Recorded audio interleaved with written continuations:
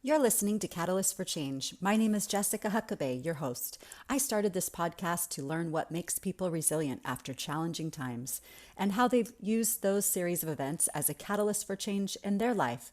You'll hear stories of resiliency and strength, so get ready, sit back, and prepare to be inspired.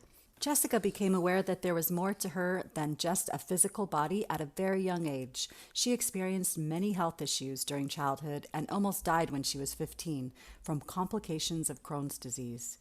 After many years of doctors treating the symptoms with Western medicine, she knew that there had to be a better way of being healed and healthy. After profound experience at age 31, she realized there was a different way that she was meant to support herself and others in healing on a deeper level. Since this moment in 2007, Jessica began studying and practicing energy work and sound healing. She became more conscious of what her body was asking for and began working with naturopaths, nutritionists, and other mentors to assist her in the healing process. Through her own research and life experience, she found that a combination of diet, exercise, and emotional healing practices was the key.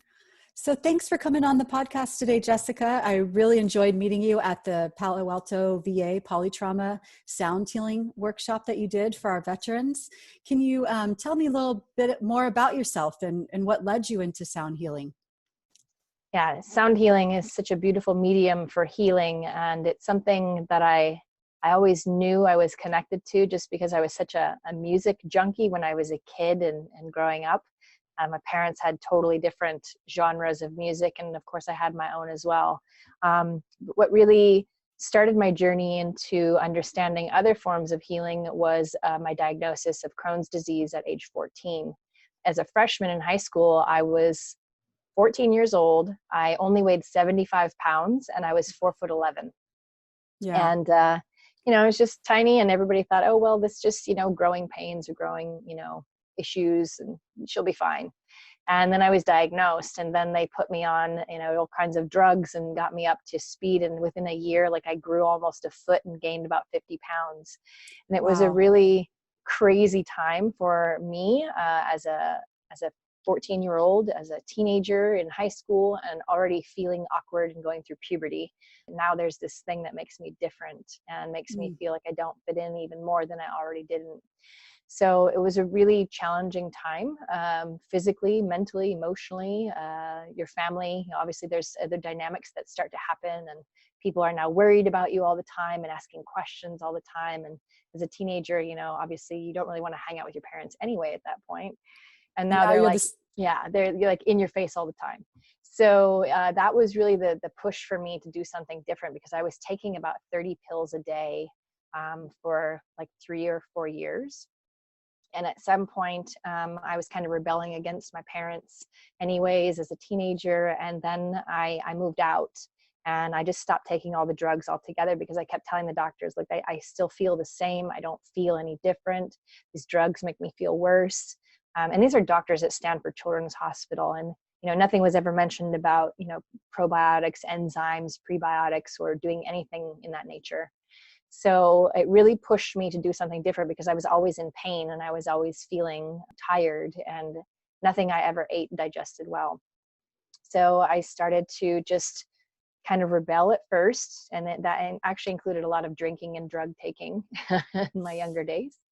And then as I got older, I started to go back to the doctor and started to have some different ideas of how to heal, and then started studying on my own. And that's what brought me into sound healing. It was a modality that really resonated with me, and Reiki energy healing. And yeah, it just kind of went from there, because it resonated so much with me. Wonderful. So it sounds like you have an amazing story of like treating yourself and taking everything the doctors had to say and going with that until it didn't work anymore, and then you found your own path to recovery.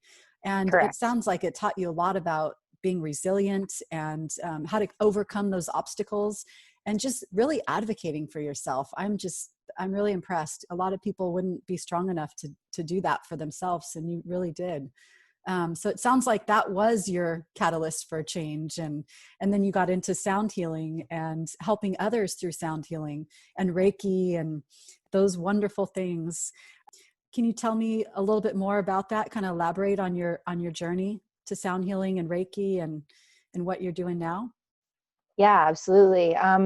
So I, at age 31, was experiencing some crazy issues with vertigo and went in to see a massage therapist, and that led into the beginning of my experiences with Reiki and sound healing. She became a mentor to me, and I started to feel and notice some very real differences in my body, how I was feeling emotionally, the awareness that I was able to come into about myself, and how I could listen to my body differently, was really a lot of study on your own, right? You can work with mentors and teachers and take a bunch of workshops and classes, and it really comes down to you really listening to your body and the clues that your body's always giving you, right? Your body, if it tenses up or it's tightening or your guts are burning or churning, right? Or Mm, you've got pain in your body, it's telling you, hey, there's something inside that's not in balance.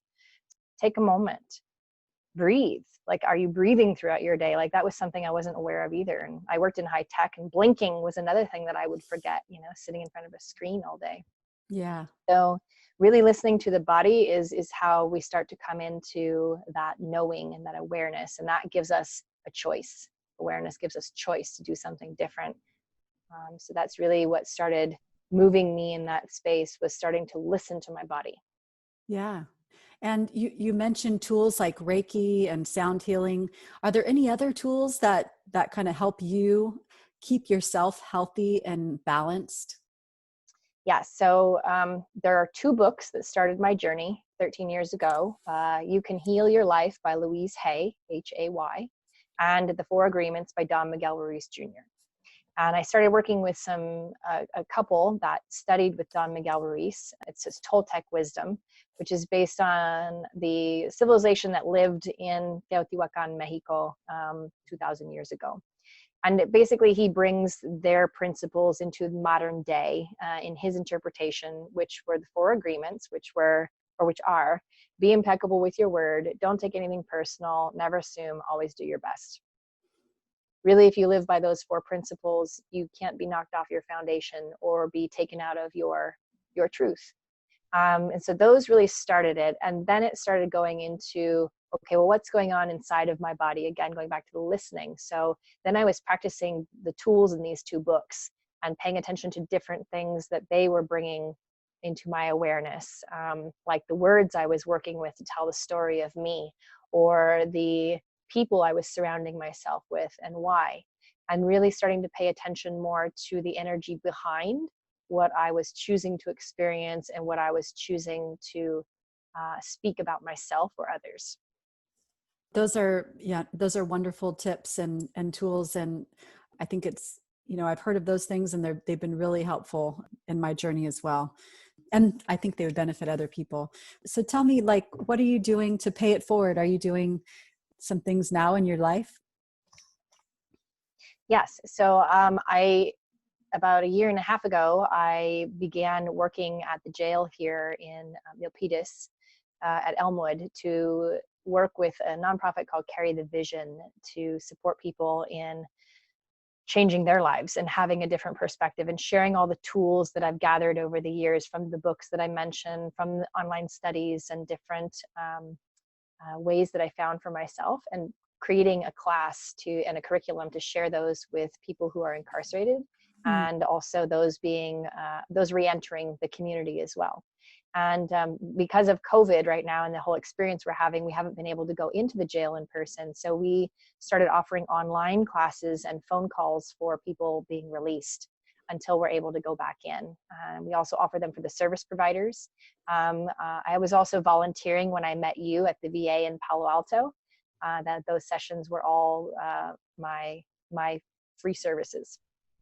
So and then I also work with foster kids and social workers, and just do my best to serve the people who are underserved. And if I can do that by receiving payment, that's awesome. And there's also time of donation and volunteering and charity. And so I do my best to have a balance of both. So I'm able to be abundant in my life, and so are others.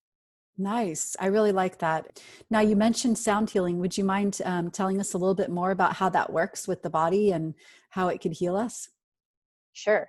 Yeah. Sound healing is not, it's not a woo-woo concept anymore, right? Like sound healing is starting to get some really beautiful accreditation. And the NIH just invested $20 million over the next 5 years into the study of sound therapy and how it helps our body and how we can release dis-ease from our body. And dis-ease for me is a hyphenated word. It's a dis-ease within the harmony of my body, or a dis-ease within the frequency of my body, because we're all these beautiful electromagnetic fields coming Yeah. into contact with each other here on this big electromagnetic field called Earth. We're all frequency, right? Your body is about 40 trillion cells, more or less. Each one of those cells is in a constant state of vibration, and vibration is sound. We're also made of 60-70% water, which is the perfect medium for carrying sound, and actually carries it the furthest, up to 5 miles underwater. That's how cetaceans communicate, dolphins and whales, right? Through sonar. Human beings, being made of this energy and this water, I always imagine what it would look like as the vibrations of our thoughts and words move through us and move through others. And when I became aware of the science of cymatics, cymatics, cymatics, the term coined by Hans Jenny back in the 70s, it shows you how to see sound as it moves through water. So it's actually feeding a frequency into a vessel of water, or onto a metal plate with some sand on it. And when you feed the frequency into that plate or into the water, it will create a geometric shape depending on the frequency that you feed into it. So if we can do that with a sound wave and a piece of material and make these beautiful geometric shapes, I wonder what all those things we do in our body when we're listening to sound healing, or we're listening to heavy metal, or we're listening to hateful or loving words, what they might be creating within our body, within the waters of us. It's always a thought I have in my head. Sound healing is also or sound therapy, or whatever you want to call it. I like to call it sound healing because it is healing for me. And my intention is to be a channel of healing energy when I'm working with people and sound. And it's also scientifically being worked with in ultrasounds, right? Or when we have kidney stones nowadays, we don't have to have surgery. We can have an ultrasound and they will break up the kidneys with sonic waves, or the kidney stones with sonic waves, so that way we can pass them easily. Dr. Anthony Holland in 2011 began a study. He's a professor of music working with scientists.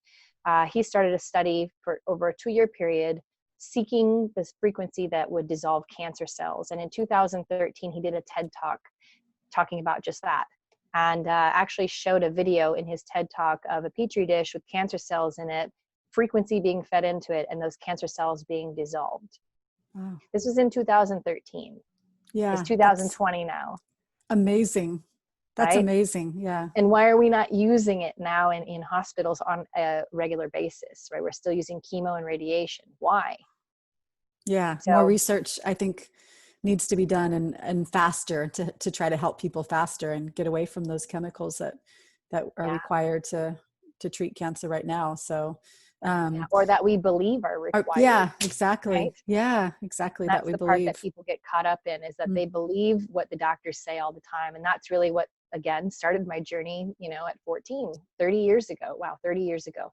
And it was just being told I have to do this and just do it. And I'm like, but it doesn't feel good. So why do I have to keep doing it? So it was just like, okay, cool, like full circle. And then sound healing for me, when I work with this modality, I work with instruments called crystal singing bowls, which are actually documented back to 6,000 years ago in Asia and Tibet and India. Working with Tibetan metal bowls first, and crystal singing bowls are what I work with, each one playing a different note on the musical scale. And according to Ayurvedic medicine, each of those notes being connected to a different area of our body.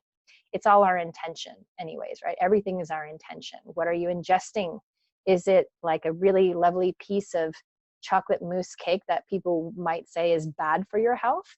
And it could be if while you're eating it, you're thinking the whole time, oh, I should not be eating this. This is so horrible. I'm going to get fat, or I'm going to get diabetes, or I'm going to get sick.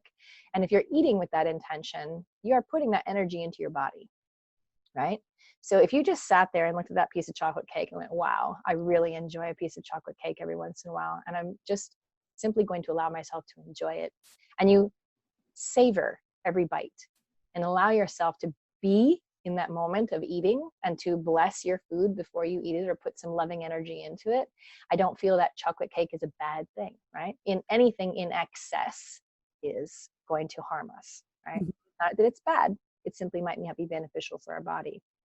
So when we work with sound and our intention, and we create a space of healing with our intention, we allow ourselves, number one, to, with the sounds, give our brain a little rest of all the chatter, right? Because the sounds come in and the chatter kind of goes to the background.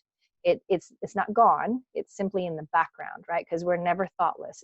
There's always something going on in that mind, and that's okay. We don't want to be thoughtless. We simply want to be aware of those thoughts and then to allow them to pass as they don't serve us anymore. Mm-hmm. Sounds give us that lovely space to get lost and to go deep into, and not be lost, like in the sense of not knowing where we're going, just simply let go of everything. And as we go into that space of chatter in the background and more focus within, we allow our body to rest.